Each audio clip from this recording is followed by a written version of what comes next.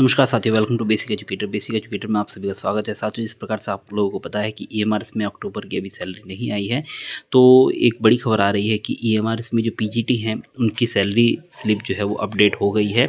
तो इसमें आप देख पा रहे हैं कि अभी तक जैसे आपको डीए मिल रहा था ओनली, तो यहाँ पे इस बार आपका ट्रांसपोर्ट अलाउंस, जैसे कि मैंने पहले अभी आपको बताया कि सभी, चाहे आप रेसिडेंशियल स्कूल में रह रहे हो या कहीं भी रह रहे हो, आपको टीए आप एडमिसिबल होता है तो आपको 1800 रुपये TA and DA on TA यानी कि 50% ईएमआरएस पे मिल रहा है अभी, तो 900 वो हो जाएगा।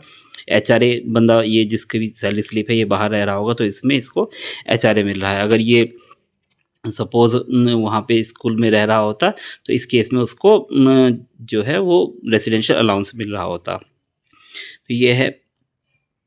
इसके साथ ही इनका एनपीएस क्रिएट हो चुका है। तो एक चीज़ आप देख पा रहे हैं यहाँ पे एनपीएस का दिया हुआ है, एक एम्प्लॉय कंट्रीब्यूशन और एम्प्लॉयर कंट्रीब्यूशन, और यहाँ पे एक चीज़ दी हुई है, आप देख पा रहे हैं कि ग्रॉस सैलरी दी हुई है यहाँ पर, और डिडक्शन दिया हुआ है इतना, एंड नेट सैलरी इतनी दी हुई है। तो यहाँ पे कुछ ना कुछ गड़बड़ है। मैं आपको गड़बड़ बताता हूँ कि यहाँ पर गड़बड़ क्या है। इस सैलरी स्लिप में मिस्टेक है।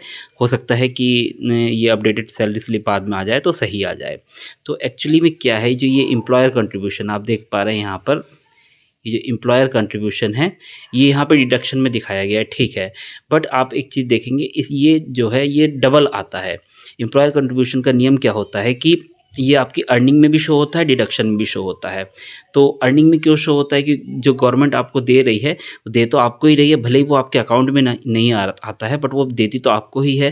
मतलब आपके एनपीएस अकाउंट में ही देती है वो पैसा। तो वो क्या होता है, जैसे एचआरए दिया हुआ है तो ग्रॉस सैलरी से पहले यहाँ पे एक कॉलम और बनना चाहिए था इस जगह पर, एनपीएस एम्प्लॉयर कॉन्ट्रीब्यूशन। तो एम्प्लॉयर कॉन्ट्रीब्यूशन यहाँ पे 9999 है, तो यहाँ पे 9996 है, तो यहाँ पे एक एम्प्लॉयर कंट्रीब्यूशन का एक ऑप्शन होता।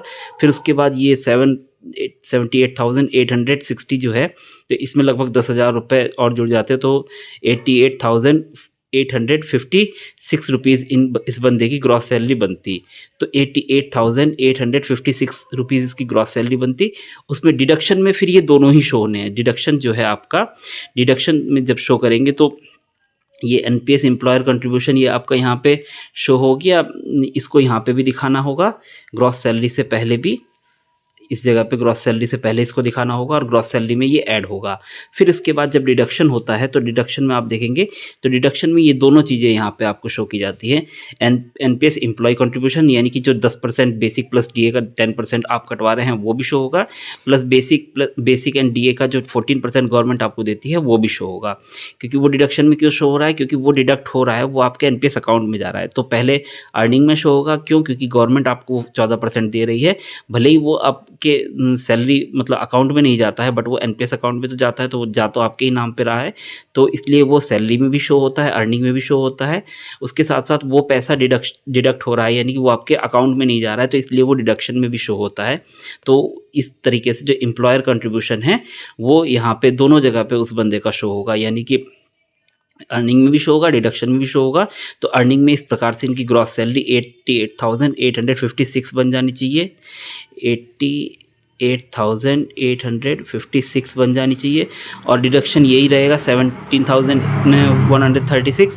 और ये जो सैलरी इनकी जो बनी है 61,724 रुपये, तो 61,724 की जगह इनकी सैलरी बनेगी आपकी 71,720 रुपये। तो ये यहाँ पे जो इनको इन हैंड सैलरी जो मिलेगी, इनके अकाउंट में जो सैलरी जाएगी वो 71,720 रुपये जाएगी, ना कि 61,724 रुपये, क्योंकि यहाँ पे ये गलती है। ग्रॉस सैलरी में इन्होंने एम्प्लॉयर कंट्रीब्यूशन को ऐड नहीं किया है और उधर जाके इन्होंने एम्प्लॉय कंट्रीब्यूशन को घटा दिया है, तो यहाँ पे ये मिस्टेक है।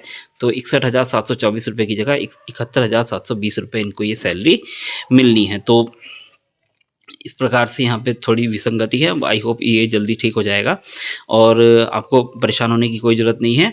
एम्प्लॉयर कंट्रीब्यूशन आपकी सैलरी में से माइनस नहीं होगा। आप ये सोच सकते हैं कि ये एम्प्लॉयर कंट्रीब्यूशन ये तो गवर्नमेंट को देना था, आपकी सैलरी से क्यों कट रहा है, तो ये बाय मिस्टेक हुआ है।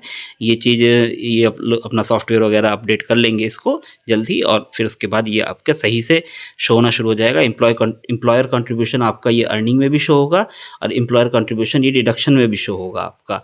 तो यहाँ पे इस तरीके से सैलरी आपकी 88,856 के अराउंड बैठ जाएगी। डिडक्शन आपका 17,136 ही रहेगा और नेट सैलरी आपकी 71,720 बन जाएगी। तो इस प्रकार से आपका ये विसंगति है और परेशान होने की ज़रूरत नहीं है। सॉफ्टवेयर की प्रॉब्लम रही होगी, जो भी है ये अपडेट हो जाएगा तो आपकी जो सैलरी है वो ठीक से आ जाएगी।